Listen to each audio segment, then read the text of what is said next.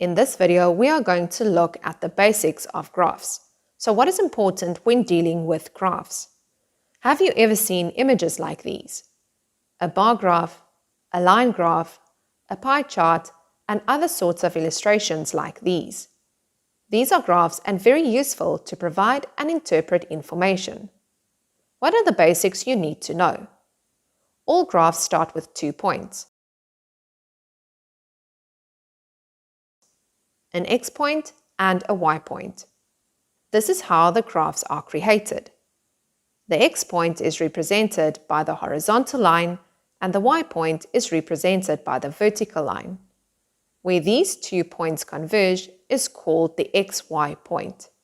The XY point enables us to create great illustrations and ways to provide information.